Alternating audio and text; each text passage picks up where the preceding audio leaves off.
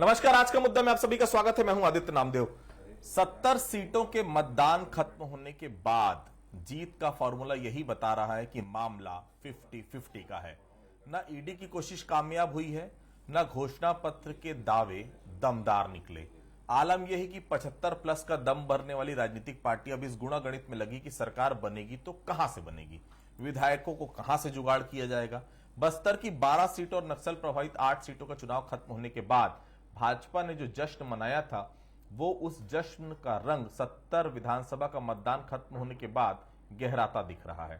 वहीं कांग्रेस दावे तो जीत के कर रही, लेकिन विधानसभा की जीत के आंकड़े गिनाने में कांग्रेस के भी पसीने छूट रहे हैं। आज दिन भर हमारी टीम ने जो रुझान जानने की कोशिश की, वह तो यही बता रहे कि कांग्रेस के खाते की कई सीटें बीजेपी छीनने में कामयाब रही है। दूसरी तरफ कांग्रेस की कई सीटों का समीकरण बसपा और बागियों ने बिगाड़ दिया है। बिलासपुर में मुकाबला कांटे का है, लेकिन बसपा की बढ़त बहुत साफ नजर आ रही है।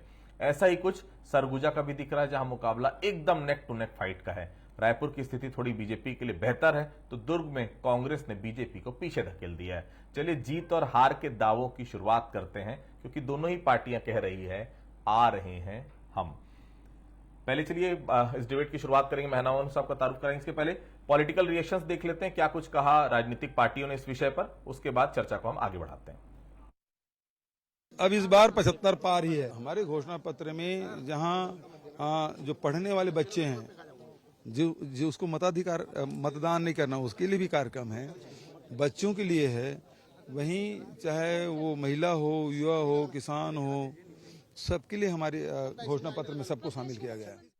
अच्छा मतदान हुआ, साफ सुथरा मतदान हुआ, दिल से मतदान हुआ और अच्छी सरकार फिर से बनाने के लिए मतदान हुआ। तो मैं समझता हूं आने वाला समय में जब 3 तारीख गिनती होगा, जो हमारा टारगेट है 75 प्लस, उसको हम लोग टच करने जा रहे हैं। उत्साह पूर्वक भारी मतदान के लिए छत्तीसगढ़ के सभी सम्माननीय मतदाता भाइयों और बहनों को मैं धन्यवाद देता हूं, उनका आभार व्यक्त करता हूं।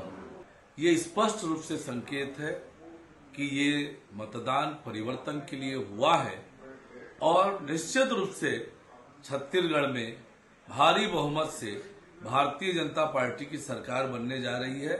भारतीय जनता पार्टी की स्थिति पहले और दूसरे चरण मिला के बहुत बेहतर है और निश्चित रूप से 55 से ऊपर ही हम जा रहे हैं। तो सुना आपने, दोनों ही पॉलिटिकल पार्टी के अपने अपने दावे हैं, बहुत साफ है। दोनों ही कह रहे हैं कि सरकार उनकी बन रही है, दोनों ही कह रहे हैं आ रहे हैं हम। अब आएगा कौन, ये तो जनता जनार्दन फैसला कर चुकी है। परिणाम आप और हम जानेंगे 3 दिसंबर को। हम सबकी नजर रहेगी। चलिए चर्चा की शुरुआत करते हैं। हमारे साथ बातचीत करने के लिए 3 बेहद खास मेहमान मौजूद है। हमारे साथ डॉक्टर अजय चंदाकर साहब मौजूद हैं, राजनीतिक विश्लेषक है, बहुत स्वागत करता हूं उनका। हमारे साथ अमित श्रीवास्तव जी हैं, कांग्रेस के वरिष्ठ नेता प्रवक्ता, बहुत स्वागत करता हूं उनका। हमारे साथ मुकेश शर्मा जी हैं, भारतीय जनता पार्टी के सीनियर लीडर हैं, बहुत स्वागत करता हूं। सबसे पहले चंद्राकर साहब के से शुरुआत करता हूं, क्योंकि आ रहे हैं हम तो दोनों ही कह रहे हैं। चंद्राकर जी से समझ लेते हैं एक्चुअल आ कौन रहा है। चंद्राकर साहब, आज का जो मतदान है, रायपुर में कम, धमतरी में अचानक बढ़ जाना, अभी भी मतदान का प्रतिशत वो नहीं है जो पिछले साल, पिछली बार के विधानसभा चुनाव था। मतलब मैं 2018 का जिक्र कर रहा हूं।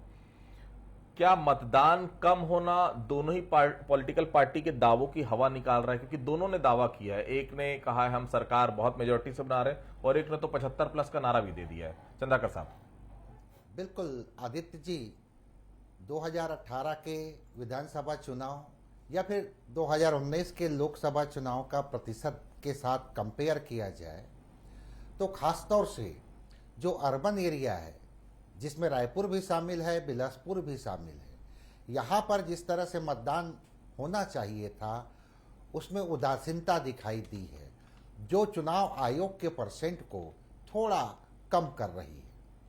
अब प्रश्न यह है, उत्तर छत्तीसगढ़ का आपने प्रश्न किया। उत्तर छत्तीसगढ़ में इसमें कोई शक नहीं कि अलग अलग सीटों पर अलग अलग समीकरण है। भरत सोनहत जो पहला नंबर का विधानसभा है, वहाँ से लेकर के आगे बढ़ें तो पूरे 14 सीटों में अलग अलग सिचुएशन, अलग अलग समीकरण। लेकिन 2018 के चुनाव में कांग्रेस सरगुजा बेल्ट में 4% वोटों का मतलब इंक्रीज की थी 13 के कंपैरिजन में, और बीजेपी वहां पर 8% वोट खोई थी। वहां पर आपका जो प्रारंभिक उद्बोधन था उसमें जो अन्य राजनीतिक दल हैं, क्षेत्रीय पार्टियां हैं, वो 4% वोट ले गई थी। अब दोनों राष्ट्रीय राजनीतिक दल यहाँ पर किस तरह से उस लीकेज को पाटने का काम करते हैं, यह 3 को पता चलेगा। मैदानी छत्तीसगढ़ में आदित्य जी, कांग्रेस 2018 में 13 के कंपैरिजन में 2% वोट ज्यादा लाई थी और उनके सीटों की संख्या में वृद्धि हो गई थी, लेकिन बीजेपी वहां पर 9% जो वोट है अपना खोई थी, तो उसमें से 7% वोट ये अन्य राजनीतिक दल ले गए थे। तो अन्य राजनीतिक दल किस मुस्तैदी के साथ लड़ते हैं, दावे तो दोनों सबका अपना अपना है, लेकिन अगर अब वोटिंग बिहेवियर का साइंटिफिक बात करेंगे तो निष्कर्ष यही निकलता है। अमित जी, अब क्या दावा है? पहले तो 75 प्लस, अब तो कई सीटों पर 75 प्लस की बात आपने की, लेकिन रायपुर, दुर्ग, बिलासपुर, देखिए भारतीय जनता पार्टी के पास खोने के लिए कुछ नहीं। अमित जी, आप भी बेहतर जानते हैं, पॉलिटिकल पार्टी से ताल्लुक रखने के साथ साथ एक वरिष्ठ अधिवक्ता भी आप हैं। बहुत ज्यादा अब की स्थिति फिलहाल नहीं है। 2018 की स्थिति तो मैं बिल्कुल नहीं कहूंगा कि 68 सीटें आप जीत गए, भारतीय जनता पार्टी 15 सीटों पर है। भारतीय जनता पार्टी बराबर फाइट में नजर आ रही है और बिल्कुल नेक टू नेक फाइट कई सीटों पर नजर आ रही है। अमित जी, देखिए, मुझे ऐसा लगता है हमें 3 दिसंबर तक का इंतजार करना चाहिए, और जनता का जिस प्रकार से आज हमने उत्साह भी देखा, लोगों से बात भी हुई, और लगातार कई चारों विधानसभा जब हम गए तो जनता का फिर कहना था कि हम उन पे क्यों विश्वास करें जिनका 2003, 8 और 13 में जिन्होंने 2100 रुपए नहीं दिया, आज वो 3100 रुपए देने की बात करते हैं। तो एक क्रेडिबिलिटी की बात है कि ये चुनाव जो था वो भरोसे का चुनाव था। निश्चित तौर पे आदित्य जी, मैं आपको बताना चाहता हूं कि पता नहीं, आप लोग वरिष्ठ हैं, बहुत वरिष्ठ सीनियर आप पत्रकार हैं, आप लोगों का आकलन बहुत करीबी रहता है आप लोगों का मामला, लेकिन फिर भी जनता में एक उत्साह तो था कि जिस प्रकार से हमारी सरकार ने काम किया और एक भरोसा अर्जित किया, और हमारे घोषणा पत्र का ही नाम था भरोसे का घोषणा पत्र, और दूसरा इनका घोषणा पत्र का नाम था मोदी जी की गारंटी। तो आज भरोसा और गारंटी की बात थी। भरोसा जो हमने दिया, और लगातार लोग मान रहे हैं कि इतने सौतेला व्यवहार के बाद भी हमने किसानों की कर्ज माफी की, हमने धान खरीदी की, 2500 रुपए बोल के 2640 रुपए दिया, ये क्रेडिबिलिटी हमने बनाई। और इन्होंने जो भी वादे किए 3, 8 और 13 में, चाहे 2100 में समर्थन मूल्य धान खरीदी का, 300 रुपए बोनस का, जर्सी गाय देने का नहीं दिया, तो इन्हें क्यों कोई वोट दे, ये भी एक प्रश्न चिन्ह जनता के मन में। तो शराबबंदी के बारे में पूछी होगी ना आपसे कि भाई आपने वादा किया था, क्यों नहीं किया? आपका भी तो एक ड्रॉबैक है ना, पूरा नहीं कर पाए, उसको याद नहीं करेगी जनता? महिलाएं याद नहीं करेगी जिसने 2018 में इतनी सारे वोट आपको दिए थे, महिलाओं ने इतना बड़ा विश्वास आपके पास जताया था, वो नहीं विरोध में आएंगी कि आपने शराबबंदी नहीं की, आपने झूठ बोला उनसे? निश्चित तौर पे देखिए, झूठ तो बिल्कुल भी नहीं बोला, और हम मातृशक्ति के लिए हमने जो कहा है, मैं आपके माध्यम से बता दूं कि हमने 100 मैदानी इलाकों में शराब की दुकानों को बंद किया, हुक्का बार को। एक मिनट ये पॉलिटिकल आंसर, एक मिनट, आपने ये नहीं कहा था कि हम बीजेपी वालों को शामिल करेंगे, ये जाएंगे, आदित्य जी सुन लीजिए ना, ये पॉलिटिकल आंसर है। अरे पॉलिटिकल पार्टी से ताल्लुक रखता हूं तो पॉलिटिकल, लेकिन मैं आपको इतना मानता हूं कि आप बहुत साफगोई से बोलते हैं, सच बोलते हैं अमित जी। अरे मैं सच ही बोल रहा हूं, मैं झूठ बोलने वाला प्रवक्ता हूं भी नहीं आदित्य जी, और जिस दिन झूठ बोलने की इच्छा होगी मैं स्वतः ही इस्तीफा देके घर बैठ जाऊंगा। आप मान रहे हैं ना कि वो पूरा नहीं हुआ? जी देखिए, मैं वही चीज कह रहा हूं कि हमने उसके लिए कार्य किया, समिति बनाई, सारा कुछ आपके समक्ष, सारा कुछ हम उसमें बहुत बार डिबेट कर चुके हैं। लेकिन मैं आपको बता दूं, इन्होंने 3, 8 और 13 में 150 वादे किए, जिसमें 135 वादों को उन्होंने छुआ तक नहीं। और हम अगर 36 वादे करते हैं और अगर हम 34 पूरे करते हैं, तो ज्यादा क्रेडिबिलिटी किसकी, ज्यादा टेस्टेड और ट्रस्टेड कौन हुआ, ये जनता समझती है आदित्य जी। अब सब बहुत समझदार है छत्तीसगढ़ का जनमानस। मुकेश जी, कई सीटों पर निश्चित तौर पर कमबैक करती भारतीय जनता पार्टी नजर आ रही है, इसमें कोई दो राय नहीं, लेकिन कई सीट अभी भी फंस रही है। भाई, आपके प्रदेश अध्यक्ष की सीट फंसी हुई लग रही है। मैं तो खुद गया था लोरमी, सागर सिंह बैस के जो जलवा मैंने देखा मुकेश जी, चंद्राकर साहब बगल में बैठे, अमित जी यहाँ पर हैं, अमित जी की गलती है पार्टी की, सागर को आप टिकट नहीं दे पाए, जीते अगर देते तो शायद दूसरी स्थिति होती। अरुण साहब जी प्रदेश अध्यक्ष, उनको आपने फंसा दिया लोरमी चुनाव में, जहां से ना उनको लेना ना देना। सागर सिंह बैस वहां पर उनके कॉम्पिटिटर के तौर पर सामने आ रहे हैं, वो प्रदेश अध्यक्ष निश्चित तौर पर। अमित शाह आएंगे तो उनको जाना पड़ेगा, मोदी जी आएंगे तो उनको जाना पड़ेगा। 200 गांव है, 25% गांव भी वो नहीं घूम पाए, प्रदेश अध्यक्ष को भी दांव पे लगा दिया आप लोगों ने। देखिए आदित्य जी, अभी रिजल्ट आने दीजिए, 3 दिसंबर को सब कुछ साफ हो जाएगा। बहुत प्रचंड मतों से जीतने वाले हैं हमारे अरुण साव जी, और हम लोगों को भी जानकारी आती रहती है, कहीं ना कहीं कांग्रेस पार्टी तीसरे नंबर में जाने वाली है। वहां भारतीय जनता पार्टी की जीत निश्चित है। और कांग्रेस पार्टी के मैं लिख रहा हूं आप जो बोल रहे हैं जी, बिल्कुल लिखिए, पूरा राइट डाउन कर रहा हूं, पूरे लिखिए।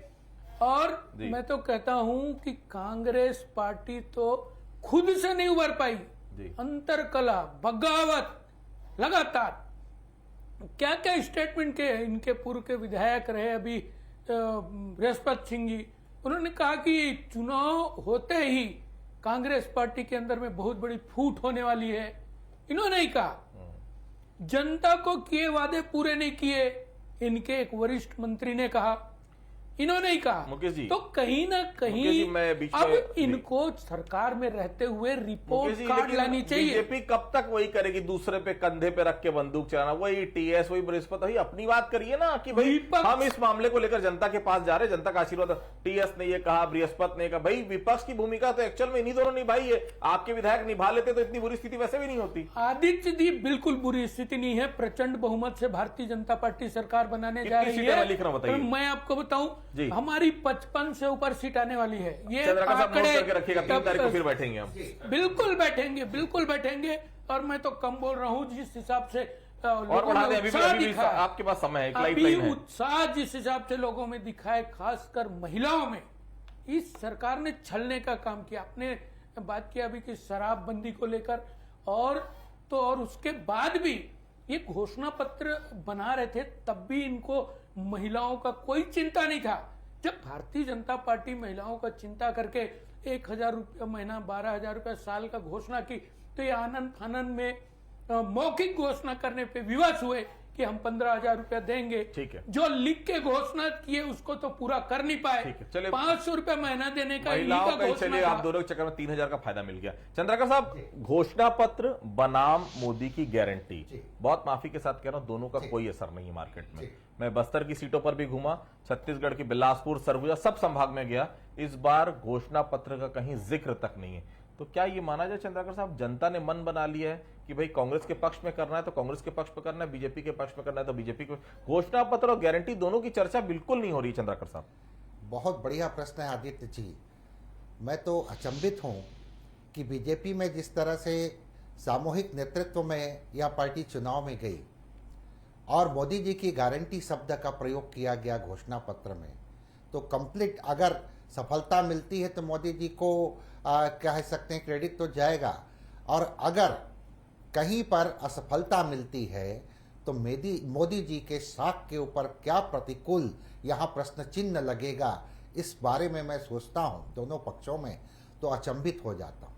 यहाँ पर मोदी जी को क्षेत्रीय जो छत्रप हैं या फिर प्रदेश नेतृत्व जो है वो कहीं ना कहीं अभी संशय की स्थिति में रख। बिल्कुल। दूसरी बात है घोषणा पत्र का, तो घोषणा पत्र का हम 70% 80% प्रभाव है ऐसा नहीं कह सकते, आपस में वहां कंपैरिजन हो रहा है। लेकिन आदित्य जी, प्रत्याशी के साथ ही साथ पर्सनालिटी के साथ ही साथ दोनों राजनीतिक दलों की जो सांगठनिक शक्ति है वह चुनाव लड़ती है। और यहां पर कम मतदान की बात आ रही है तो कोई ना कोई एक पार्टी संगठन के दृष्टिकोणों से अपने मतदाताओं को बूथ तक पहुंचाने में असफल रही है। यह एक प्रमुख कारण है आदित्य जी।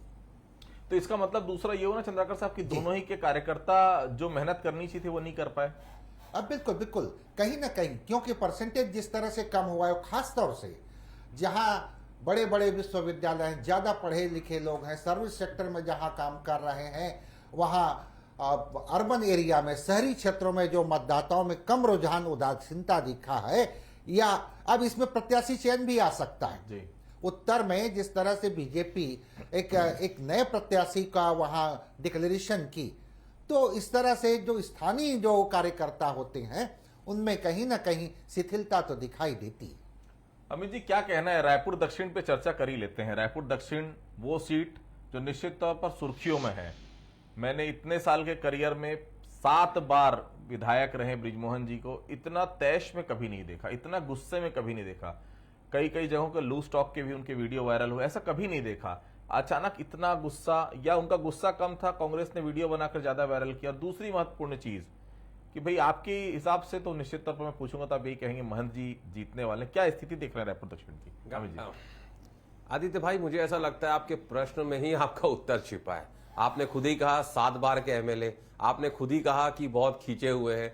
मुझे लगता है कि जो पार्टी हाईकमान ने निर्णय लिया है और जो महंत जी, आदरणीय महंत जी को जो टिकट दी गई है, मुझे लगता है कि वो बहुत पर्याप्त है।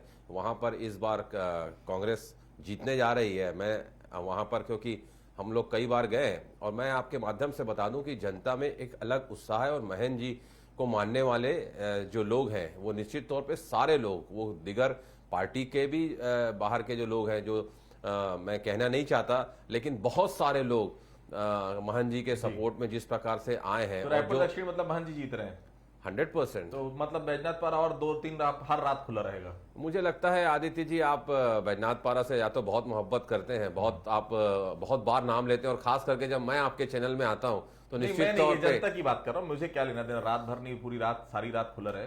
देखिए, जनता की बात कर रहा हूँ, मेरा काम है उनकी बात आप तक पहुंचाना, क्योंकि आप उस जगह पर हैं, शायद बात और ऊपर तक पहुंचा पाए। देखिए, मुझे ऐसा लगता है कि जिस प्रकार से एक उत्साह का वातावरण दक्षिण विधानसभा में है, और निश्चित तौर पे बहुत सालों बाद ऐसा देखने को मिल रहा है कि जो कार्यकर्ता भी जो हमारे हैं वो उत्साह में काम कर रहे हैं, और सबका यही कहना है कि इस बार हम दक्षिण जीतने जा रहे हैं। और कहते हैं ना कि जिस प्रकार से इतने सालों में हमने भी इसी रायपुर में हम जन्म लिए हैं, और हमने देखा है कि दक्षिण के जो कैंडिडेट होते थे वो कभी भी पूर्व में ऐसे वोटिंग के बाद फटाका नहीं फोड़ते थे। तो मुझे लगता है कि आज जिस प्रकार से खबरें आ रही हैं कि मुझे पता नहीं वो खबरें सही भी है कि गलत, आज किसी के माध्यम से ये बात चर्चा में थी, लेकिन अगर फूटे हैं तो मुझे लगता है over confidence is always bad. Mukesh ji, पिछली बार बिलासपुर संभाग ही था जिसने भारतीय जनता पार्टी की इज्जत बचाई थी। इज्जत बचाने का मतलब बहुत सबसे ज्यादा आपको जिताकर वहां से संभाग ने सीटें दी थी, लेकिन इस बार बिलासपुर सबसे ज्यादा फंसता हुआ नजर आ रहा है। नेता प्रतिपक्ष की सीट खतरे में नजर आ रही, प्रदेश अध्यक्ष की खतरे में नजर आ रही, अकल तरह सीट भी आपकी खतरे में नजर आ रही है। बिलासपुर संभाग में मेहनत नहीं हुई क्या ठीक से मुकेश जी? देखिए आदित्य जी, लगातार भारतीय जनता पार्टी परिवर्तन यात्रा के माध्यम से और भी चुनावी सभाओं के माध्यम से हर सीट को गंभीरता से लेके हम लोग चुनाव लड़े हैं, और कहीं कोई कसर नहीं छोड़ा है। और बिलासपुर के अंदर में भी आपको रिजल्ट देखने को मिलेगा, वहां भी भारतीय जनता पार्टी को मतदाताओं का भरपूर आशीर्वाद मिलते हुए दिखेगा। भारतीय जनता पार्टी किसी भी सीट को कोई भी कमजोरी से नहीं लिया है, गंभीरता से चुनाव लड़ी है, चाहे वो हमारे प्रत्याशी हो या हमारे कार्यकर्ता हो, पूरी गंभीरता से हमने चुनाव लड़ा है। और बिलासपुर में भी परिणाम भारतीय जनता पार्टी के पक्ष। मुकेश जी, जब पिछली बार कांग्रेस समर्थन मूल्य से ज्यादा पैसा देती थी, राजीव गांधी किसान न्याय योजना के जरिए कर्ज माफी करती थी, तमाम चीजें करती थी, तो आप लोग ये कहते थे कंबल ओढ़ के घी पी रहे हैं, कर्ज ले रहे हैं, छत्तीसगढ़ गिरवी रख दिए। आपको पता है आप जो घोषणाएं की हैं, जो गारंटी आप दे रहे हैं, मोदी की गारंटी 3100 रुपए, 2 साल का कर्जा माफ, महिलाओं को 12,000 रुपए साल का, इसका बजट पता है आपको कितना जा रहा है? वो पैसा कहां से आएगा पता है आपको मुकेश जी? आदित्य जी, घोषणा करने के पहले पूरे गंभीरता से चर्चा किया गया, 2 लाख से अधिक लोगों से राय लिया गया। उसके बाद भारतीय जनता पार्टी के हमारे प्रमुख नेतागण जो भी उस समिति में थे, बैठ के गंभीरता से इस बात की भी चिंता की गई कि इस घोषणा पत्र को पूरा करने में कितनी राशि लगेगी और वो राशि कैसे आएगी। ठीक है, सब कुछ गंभीरता से किया गया है। ठीक, वही गंभीरता से कांग्रेस कर रही थी 2018 में, तो आपने बोला कि वो 1,000 रुपए दे रहे हैं तो 70 लाख कितना फंड लगेगा, कहां से आएगा, केंद्र सरकार और राज्य सरकार मिलके कैसे उसको पूरा करेगी, इस बात को वही कांग्रेस कर रही थी, तो पेट में दर्द होता था आपके। ठीक है, चलिए मैं चंद्राकर साहब, अब ये तो नतीजे बताएंगे कि कौन जीत रहा है, लेकिन सबसे बड़ी बात है चंद्राकर साहब, हमारा कर्तव्य, हम इस जगह पर बैठे हैं तो हम फ्यूचर की भी बात करें। दोनों ही पॉलिटिकल पार्टी जिस दिशा में छत्तीसगढ़ को ले जाना चाह रही, माफ कीजिएगा, कांग्रेस भी और बीजेपी भी, फ्री बीज आप 3200 दे रहे हैं, 3100 दे रहे हैं, वो 1000 दे रहे हैं, आप 1250 दे रहे हैं, 2 साल का कर्जा माफ, 2 साल का बोनस दे रहे हैं, आप कर्जा माफ कर रहे हैं। लेकिन चंद्राकर साहब, जो पैसा इन सब चीजों को पूरा करने में लगेगा, छत्तीसगढ़ का विकास अवरुद्ध नहीं हो जाएगा? बिल्कुल बिल्कुल आदित्य जी, बहुत बड़े विचारक हुए, उनके किताब का नाम है द प्रिंस, विचारक है मैकियावेली। वो बोलते थे कि राजा को उदार समझा जाए, लेकिन उदारता राजा के लिए नुकसानदेह है। यहाँ पर जिस तरह से दोनों पार्टियों के द्वारा घोषणा की गई है, वो तो आरबीआई इसके बाद परसेंटेज को नहीं बढ़ाती है। तो आप मान करके चलिए, middle class, upper middle class, lower middle class, ये जो डायरेक्ट टैक्स जो पेड करते हैं, अप्रत्यक्ष टैक्स तो सब देते हैं, लेकिन मूल प्रश्न यह है कि रिसोर्स कहां से होगा। और निश्चित रूप से अभी तक का जो परिपाटी रहा है, चाहे वो लोन लेते हैं, चाहे अन्य वित्तीय संस्थानों से, बॉन्ड बाजार से, इंटरेस्ट रेट बढ़ रहा है, रीपेमेंट भी करना है, तो इसका असर ये पड़ेगा कि आने वाली जो नस्लें हैं, उनके लिए जो कॉन्क्रीट बुनियादी काम होना चाहिए, उसमें तो निश्चित रूप से प्रभाव पड़ेगा। और मूल एक बात और है कि इस तरह से राजकोषीय घाटा किसी भी प्रदेश और देश के लिए बहुत ही नुकसानदेह है। अमित जी, छोटा सा कमेंट इसी पर। जी, जो अभी कह रहे थे 3100 रुपए में समर्थन, मुझे लगता है जहां जहां इनकी सरकार है पहले इनको दे ही देना चाहिए। और जनता ने तो आज हमारे ऊपर मोहर लगा ही दी है, और 3 तारीख के जब हम यहाँ पर आपके यहाँ बैठ के डिबेट कर रहे होंगे तो निश्चित तौर पे मैं जनता को धन्यवाद भी दूंगा। जी मुकेश जी। भ्रष्टाचार के रूप में कांग्रेस ने जो पैसे इधर उधर किए हैं, भ्रष्टाचार में बहाए हैं, यदि उस पैसे को मूल धारा में ला दिया जाए तो ये सारे काम हो जाएंगे। महिलाओं को भी पैसे मिलेंगे, किसानों को भी मिलेगा। भ्रष्टाचार में जो पैसा जा रहा है वही छत्तीसगढ़ के गरीब अंदर आदिवासी में किसान अगर हम आ उनको देते हैं तो आपको रेवड़ी लगता है, और आप जब अडानी को रबड़ी देते हो तब आपको ठीक लगता है। अडानी के गोद में बैठ के आप खेल रहे हैं। दोहरा चाल चरित्र चेहरा मत अपनाइए, जनता देख रही है, इसीलिए साफ हो रहे हो आप हिमाचल से, कर्नाटक से, और अभी 5 राज्यों में साफ होने वाले के गोद में बैठ के आप भी खेल रहे हो जिस अडानी की बात कर रहे हो आप। चंद्रकर साहब, ये तो राजनीतिक डिस्कशन हो गया, लेकिन बहुत साफ है, इस बार का मतदाता बहुत खामोश है। खामोश मतदाता किस तरफ जाएगा ये बताना बहुत मुश्किल है, क्योंकि टोह लेने की हमने बहुत कोशिश की, लेकिन बहुत ज्यादा कॉन्क्रीट वो बोल नहीं रहा है। क्या लग रहा है इस बार रुख किस तरफ जा रहा है? जो हमको समझ में आ रहा है, हो सकता है मेरी समझ थोड़ी सी कम हो, क्लोज टू क्लोज फाइट बहुत नजर आ रही। चंद्रकर साहब, बिल्कुल छत्तीसगढ़ में देखिएगा आदित्य जी, जोगी जी की सरकार बनी, वो तो खैर वो उनके पास बहुमत थी, मध्य प्रदेश से अलग हुए। उसके बाद डॉक्टर रमन सिंह जी को 3 कार्यकाल मिला, 50 सीट से ज़्यादा तो मिला नहीं कभी। अभी 55 का दावा हो रहा है, मतलब उस तरह का सुनामी निष्पक्ष रूप से तो दिखाई नहीं दे रहा है। दूसरी बात है, मतदाता खामोश ये है, इसलिए है क्योंकि जो अर्बन एरिया में या फिर जो जागरूक मतदाता है, जो देश प्रेमी मतदाता है, वो समझ रहा है कि इनकी जो घोषणाएं हैं और जिस तरह की लूटताक भी हुई है, यह तो उचित नहीं है। लेकिन जिनको बेनिफिट मिला है 5 वर्षों तक, वो मतदाता भरपूर मतदान कर रहे हैं, अलग अलग बेल्ट में कर रहे हैं, यह भी दिखाई दे रहा है। लेकिन बीजेपी निश्चित रूप से 18 से अभी के पोजीशन में, आप बिलासपुर का भी जिक्र किए थे, अब बिलासपुर जो संभाग है वहाँ जिस तरह से अभी तक रिपोर्ट आ रही है, या फिर हो सकता है कि सीट में जो तब्दीली की गई है वो भी कई पार्टियों को नुकसान साबित हो सकता है। अमित जी, रुझान तो नहीं कहूंगा, आप तो शीट लेकर बैठ गए होंगे शाम से, आपको पता ही होगा कितनी सीटें किसको दे रही, क्योंकि हर पॉलिटिकल पार्टी का अपना एक ऑब्जर्वेशन होता है। क्योंकि 75% सीटें, जो अब 70 सीटें हैं, उसमें 75% सीटें आपके पास है, मतलब उसको रिटेन करना सबसे बड़ा चैलेंज है तो आपके लिए। अमित जी, कर्ज माफी निश्चित तौर पर लोगों के सिर पे चढ़कर बोल रहा है, इसमें कोई दो राय नहीं, लेकिन हाँ, महिलाओं के लिए जो घोषणा थी शायद उसमें डिले होगा, ये भी फील्ड पर नजर आ रहा है। अमित जी, देखिए, मैंने कहा ना कि इन 5 सालों में हमने जो भी जनता से वादे पूरे किए थे उसके मैक्सिमम हमने पूरा कर लिया, और आगे भी हम जब हमारी सरकार आ रही है, जो भी हमने वादे पूरे हमने किए हैं वादे, हम निश्चित तौर पे उससे पूरा करेंगे। आदित्य जी, कहीं कोई किंतु परंतु नहीं है, और शायद इसीलिए मैं हर बार आपके चैनल पे कहता हूं कि इन 5 सालों में हम छत्तीसगढ़ की जनता के लिए टेस्टेड और ट्रस्टेड दोनों हो चुके।